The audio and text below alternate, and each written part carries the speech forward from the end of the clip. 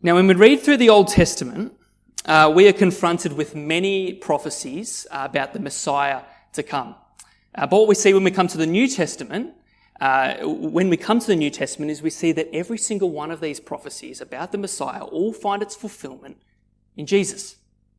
Jesus is this Messiah who was promised. But when we read through these prophecies in the Old Testament, he isn't always referred to as the Messiah. In fact, there are many different names used to refer to this one Messiah. For example, the Messiahs are also referred to as the King, or the Son of David, or Emmanuel, or the Root of Jesse, or the Servant King, or lastly, the Prophet. Now, what is interesting about this last name, the Prophet, is that this Messiah was only ever referred to as this title once in a passage in Deuteronomy. But this one passage in Deuteronomy held a lot of weight back then purely because this one prophecy came from the lips of Moses. So let's read that prophecy quickly together from Deuteronomy chapter 18 verse 15. Moses says this: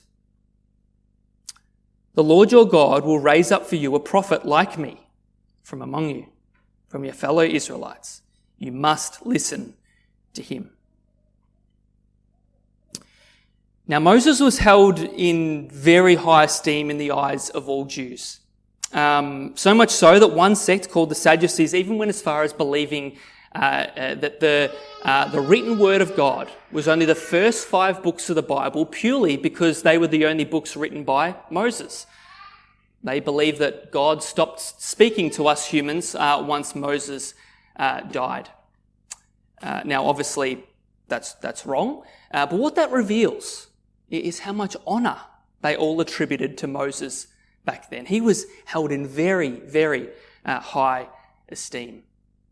And it was this same Moses who says right here in this one prophecy in Deuteronomy that there will come a time where a prophet like him will come. A prophet who will be even greater than him. And that quote, "You must listen to him." And therefore, because Moses was held in such high esteem, every Jew in every single generation was constantly on the lookout for any sign or any evidence of the arrival of this Messiah who would resemble a prophet like Moses. And yet, even though centuries passed without any sign of the arrival of this prophet like Moses, we all of a sudden come to our passage today, where Jesus makes it abundantly clear that he is the fulfillment of this one specific prophecy in Deuteronomy. That he is he's the fulfillment of this prophet like Moses. And he makes it so clear that the crowd immediately saw it too. And we can know that because at the very end of this event, this very event of the feeding of the 5,000 we just read, John's account records for us the crowd's reaction. John chapter 6 verse 14. "After the people saw the sign Jesus performed, the feeding of the 5,000, they began to say, 'Surely this is the prophet who is to come into the world.'" With this one event, the feeding of the 5,000, Jesus wanted to make it abundantly clear who he really was. The prophet like Moses who was prophesied to come into the world. So let's now jump into this passage so we can see this revelation in this one passage for ourselves. Now, what we've seen throughout the last couple of chapters here in Mark's Gospel as we've been working our way through it is that Jesus' popularity is just continuing to grow and grow and grow. For instance, back in Mark chapter 4, the crowd that gathered around Jesus by the shore of the lake on that day was so big that Jesus had to actually get into a boat on the water's edge just to be able to preach to all of them. This is because the shore of the lake on that day was literally filled with people. And then later on when we got to Mark chapter 5, when Jesus later arrives in Capernaum by boat, Luke's account in Luke chapter 8 verse 42 says that, quote, "The crowds almost crushed him." So we've been working our way through Mark's Gospel. These crowds are just getting more and more out of control. And therefore, because of this, we read this in the beginning of our passage today in verses 31 to 32. Then, because so many people were coming and going that they did not even have a chance to eat, he said to them, "Come with me by yourselves to a quiet place and get some rest." So they went away by themselves in a boat to a solitary place. Okay, so what is clear here is that Jesus and his disciples are just being so swamped by crowds day in and day out to the point where they're not even getting adequate food and rest, according to verse 31 here. And therefore, Jesus' plan of attack is for him and his disciples to travel to a solitary place, a remote place, for some peace and quiet. Also, that they can get some rest and restore their energy. But this time of rest isn't just needed for the disciples. This time of rest is also needed for Jesus as well. This is because Jesus is still fully human, just like us. And therefore, that's why we read in certain times in the gospel where Jesus actually gets tired. Again, just like we do. For example, we saw earlier in Mark's Gospel, in Mark chapter 4, verse 38, where Jesus was so tired after a long day of preaching that he even fell asleep immediately on the cushion of an uncomfortable wooden boat. He was that tired. Therefore, this short stop to this remote place for some rest was just as important for Jesus as it was for his disciples. And therefore, because they all recognized their need for this time of rest, Jesus and his disciples hop into a boat at the shore of Capernaum. They leave the crowd behind and they begin their journey to go over to the other side of the lake to a remote place called Bethsaida for some rest. However, just as Jesus and his disciples think that they're about to get a break from the chaos of these large crowds that have been swamping them, we all of a sudden read this in verse 33. Verse 33. But many who saw them leaving recognized them and ran on foot from all the towns and got there ahead of them. Now, the lake that Jesus and his disciples were travelling across here was the Sea of Galilee. And therefore, when we look at a map, what we see is that Jesus' boat ride from Capernaum to this remote place was approximately 6 kilometres in distance. However, because this large crowd of people had to go around the Sea of Galilee to get to this remote place, their journey was more like 15 kilometres in distance. And yet, despite that distance, this crowd of people were so desperate to see Jesus that they not only commit to making this journey, but verse 33 also says that they, quote, ran on foot. They were so desperate to see Jesus that they physically ran to get there. And therefore, because of their desperation to see Jesus, verse 33b says that they, quote, got there ahead of them. They got there before Jesus and his disciples' boat did. Jesus and his disciples just literally cannot catch a break. And keep in mind, this is no small crowd that has just followed Jesus all this way to this remote place in Bethsaida. No, verse 44 says this. The number of the men was 5,000.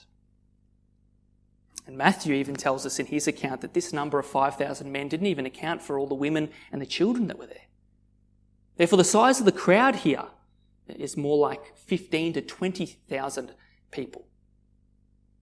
This is the size of the crowd that Jesus is about to be confronted with again on the shore of this remote place.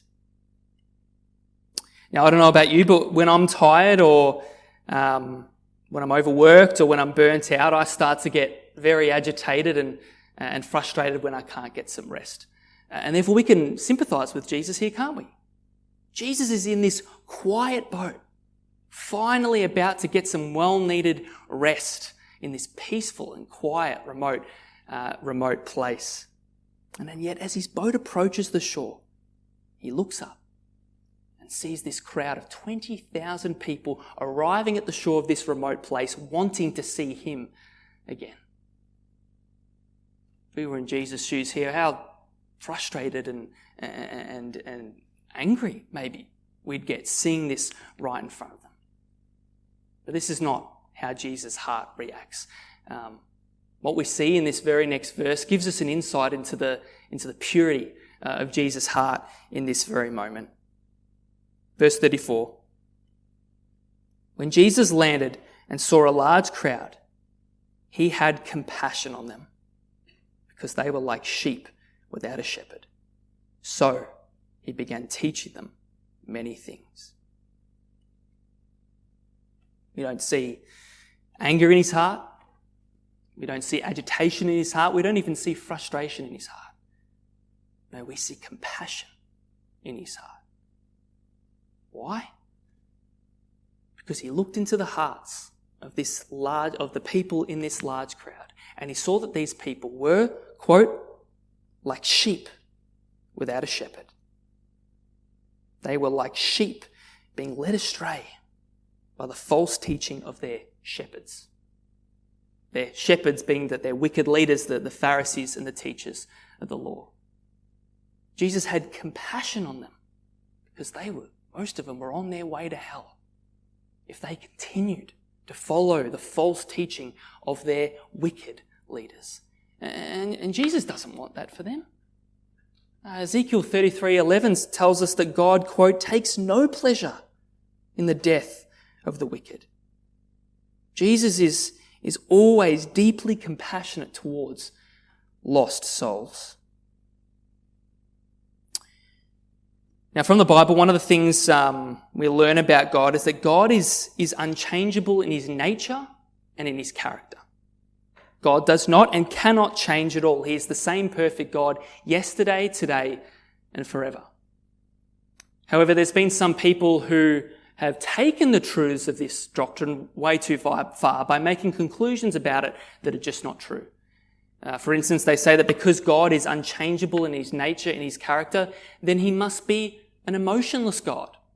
An emotionless God who is neutral and indifferent to all the events that are happening in this world. A God who makes all of his decisions based on what is good, just, and loving while being emotionally neutral in the process. This is not what the Bible teaches us about God. This is because not only does the Bible teach us an emotional God, but the Bible also shows us that it's actually his emotions that are the things that drive his actions and his decisions in the first place.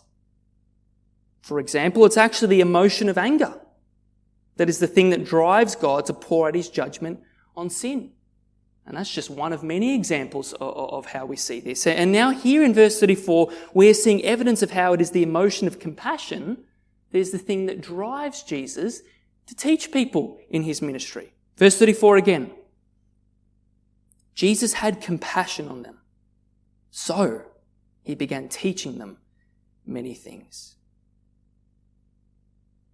Jesus in this boat, as he's approaching the shore, looked over a large crowd of people and his heart filled with emotions of compassion towards them because, again, they were like sheep without a shepherd on their way to hell. And it was these emotions of compassion towards them that was the thing that drove him to take action by going out of his way to teach them. This is because teaching them was the only way he could help them. Teaching them was the only way he could save them and steer them back onto the right path again. Therefore, this Jesus is not an emotionless God. No, this Jesus is an emotional God whose emotions are the things that drive his actions and his decisions. And if we look closer at verse 34 here again, what we see is we're actually getting an insight into the reason why Jesus made the decision to go to the cross. Because before the foundation of the world, Jesus was doing exactly the same thing then as what he's doing right here in this passage. Before the foundation of the world, Jesus was looking upon all of us, a crowd of sheep without a shepherd, a crowd of lost sinners, a crowd on their way to hell. And therefore, if this is how Jesus' heart reacts when he sees this crowd in this state, then that's exactly how Jesus' heart would have reacted when he saw you in that state too. Deep compassion filled his heart when he saw you in this state too. And just like how Jesus' compassion drove his actions here in this passage, so too his compassion towards you and me also drove him to take action too. It drove him to design a plan to save us. Even if saving us meant that he literally had to come into this broken world to suffer and die a brutal death on the cross. That is how deep Jesus' compassion is towards us, that it would even drive him to go and do that, even that, on the cross for us. This is the beauty of our God. This is the beauty of the gospel. The decision of the cross was not driven by an emotionally neutral God who was following Emmanuel. Not one of his decisions is ever made in that way. No, the decision of the cross was driven by a deeply compassionate heart. It was driven by the perfect emotions of our God towards each and every one of us. Let's continue on with the story.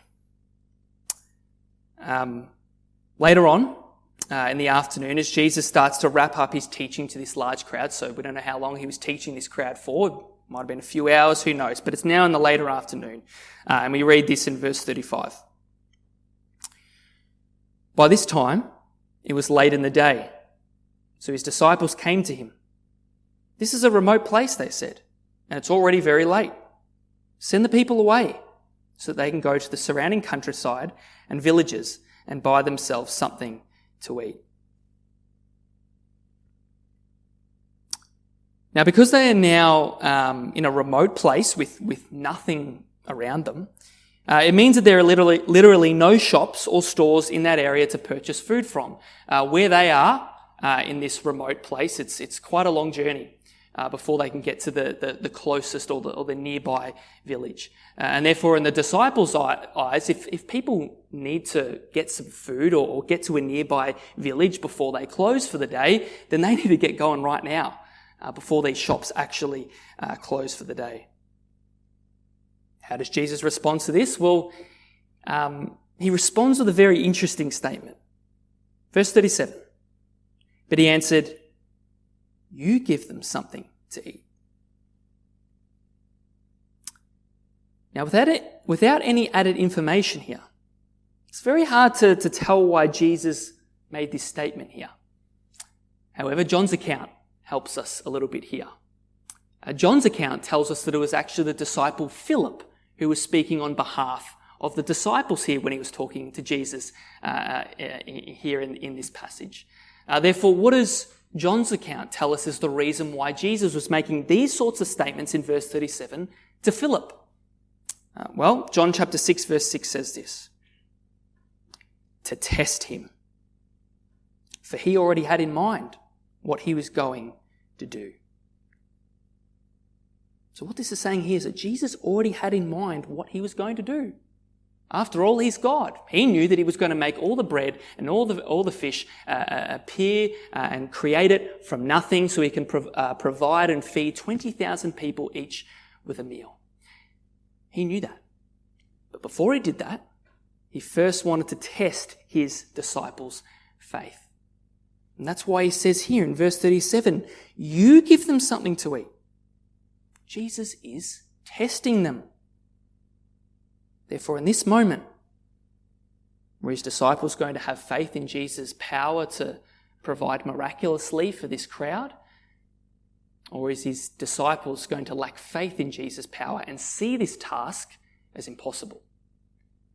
Well, let's see if they pass Jesus' test. Verse 37b. They said to him, "That would take more than half a year's wages. Are we to go and spend that much on bread and give it to them to eat?" So based off this verse here, what we're seeing here is that the disciples failed Jesus' test. These disciples have already seen so much of Jesus' creative power as God. They've seen Jesus create wine from water. They've seen Jesus create and form flesh into the body of a leper who was losing his flesh. These disciples have constantly witnessed Jesus' creative power as God, and yet they still don't get it. They still don't realize that there could be 5 million people in this large crowd, and yet Jesus just as easily could provide enough bread to feed each and every one of them. What we're seeing as we're working our way through Mark's gospel is that the disciples are still, their faith in Jesus is still needing a lot of work. Verse 37 again, you give them something to eat, Jesus says. And as we just saw, the disciples failed this test. And therefore, because the disciples failed this test, Jesus needed to open their eyes and remind them of who he really is. Therefore, Jesus says this, verse 38. How many loaves do you have? He asked. Go and see. When they found out, they said, 5 and 2 fish. Okay, so Jesus starts off by reminding the disciples here of how little food they have on hand, in implying to them how impossible it is for that alone to feed 20,000 people each with a meal. And then what Jesus does next is he directs his disciples to separate the people into the crowd into, verse 40, groups of hundreds and 50s. And they did this so that a distribution of food could be done in a more efficient and more effective way. And then we read this, verses 41 to 43. Taking the 5 loaves and the 2 fish and looking up to heaven, he, Jesus, gave thanks and broke the loaves. Then he gave them to his disciples to distribute to the people. He also divided the 2 fish among them all. They all ate and were satisfied. The disciples picked up 12 basketfuls of broken pieces of bread and fish. Now, Jesus didn't take these 5 loaves of bread and 2 fish and merely expanded it enough to feed 20,000 people. No, let's be serious. Jesus distributed the 5 loaves of bread and the 2 fish, and then he created more bread and more fish out of nothing. Enough to feed 20,000 people each with a meal. And this was no small portion size either. No, there are absolutely no limits to the power of Jesus. This right here was an abundant provision. Verse 42 again. They all ate and were satisfied. They all ate as much as they desired with basketfuls left over.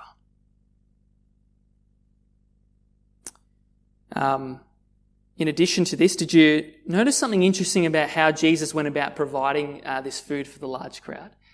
Did he do it himself, all by himself? No. He actually used his disciples. Jesus didn't need the 5 loaves and the 2 fish that they had on them to kickstart the process. He could have just created all the bread and all the fish out of nothing himself. And yet Jesus has still decided to use his disciples anyway, and the little food that they had on them as part of this huge provision. He didn't need them at all. And that's how he designed it. Jesus also didn't need his disciples to separate the crowd into orderly groups. Jesus also didn't need his disciples to distribute the food to anyone either. What we've got to understand is that Jesus doesn't need anyone. And yet he has still designed this whole provision, this whole event in a way where he could complete this work, complete this provision through his disciples anyway. And that's exactly how Jesus works today. He doesn't need any of us or anything we possess in order to do the work, his work in the world today. But Jesus nonetheless has planned to do his work in the world today through his people anyway. And we see examples everywhere of this right throughout the Bible. I'm just going to reel off a couple, but there's many. Back in Exodus, for example, God planned for a tabernacle to be built for himself. God didn't need anyone to build a tabernacle for him. And yet Exodus 25 still tells us that God still gave a man named Bezalel the skills from birth to be an expert in making artistic designs from gold, silver and bronze. Also that Bezalel could grow up one day to become an expert artistic designer and therefore be used by Jesus later on to build this tabernacle. God planned his work in advance here. Another example is when God planned for good teaching to be delivered to Israel. Now again, God didn't need anyone to provide good teaching to Israel throughout their history. And yet Exodus 25 again tells us that God still gave a man named Oholiab the abilities from birth too in order to be an expert in teaching. Also that Oholiab could grow up one day to be an expert teacher and therefore again be used by Jesus to guide and teach Israel as a teacher of the law. What this is showing us right here is that the way God has planned to do his work in the world today is by doing it through us, his people. Have you ever noticed that God has Christians in every industry, in every organisation, in all parts of the world? Do you think that's a coincidence? Of course not. What these examples here are showing us is that God is the one who plans his people's lives from before they're even born. What these examples are showing us is that God is the one who provides his people with the skills, with the abilities, with the knowledge, with the personality traits, with the opportunities, with the occupations and the jobs and the amount of money that they all need in order to do the work that God has planned to do through each and every one of them. For the purpose of our lives as Christians is not to find salvation and then twiddle our thumbs for the rest of our lives as we wait to go to heaven. No, the purpose of our lives as Christians, like the disciples here, is to be used by Jesus to do his work in this world today. Our purpose is to take everything that Jesus has provided us with in our lives, our skills, our abilities, etc., and use all of it to glorify him in our lives. That's what Jesus' work is. That's what his work is. To glorify his own name in this world today through us, his people. Doesn't that just completely transform the way we view serving Jesus? That Jesus calls us to serve and glorify him in our lives because he genuinely uses all of it to do his work in this world today. What a privilege that is. What a privilege that is that we can even play a small part in the work of the God of the universe. A privilege that reminds us to see that serving and glorifying Jesus in our lives is an honour and not a burden. And when we view serving and glorifying Jesus in our lives in this way, how could we ever see it as a burden ever again? Such a privilege. Now, at the start of today, I mentioned that this event, more than any other, opened the crowd's eyes to the evidence that this Jesus is a prophet like Moses who was prophesied to come into the world. And as we really quickly go back over this passage and look at the finer details of this passage, it'll open our eyes too, to be able to see this fulfillment in this passage for ourselves. Firstly, Bill read for us earlier in Exodus 16 that Moses, through God's intervention, provided the people with bread from nothing. But Jesus here is also providing the people with bread from nothing also. In addition to this, we also noted before in verse 32 that Jesus and his disciples travelled to a, quote, solitary place. But what we didn't note earlier was that the original word used by Mark here can also be translated wilderness place. And it was a deserted place. Jesus purposely directed them into a wilderness place to provide the people with bread from nothing. And again, the wilderness was the place where Moses provided the people with bread from nothing. And lastly, finally, in verse 40, Jesus ordered the people in this wilderness place to sit into groups of, quote, hundreds and fifties. Now you may be sitting there going, what was that for? It's a bit random, isn't it? Well, it's because that was how Moses grouped his people in the wilderness too. Exodus chapter 18, verse 25 said this: He, Moses, chose capable men from all Israel and made them leaders of the people, officials over thousands, hundreds, fifties, and tens. Jesus, throughout this whole event, purposely went out of his way to show the people, to show the crowd, and to show us that he is clearly the fulfillment of this prophet like Moses, who was prophesied to come into the world. And looking at those details, you can't miss it. And neither did the crowd. They concluded it as soon as the event finished. However, despite Jesus making it clear that he is this prophet like Moses, he also wanted to make it even more clear that he is also much greater than Moses. Exodus 16 showed us that Moses provided the people with bread from nothing through God's power. But what we're seeing here is that Jesus made it really clear that he provided the people with bread from nothing through his own power. Jesus is greater than Moses. Jesus is God. Exodus 16 also showed us that Moses only provided the people with the amount of bread that they needed. We read that before.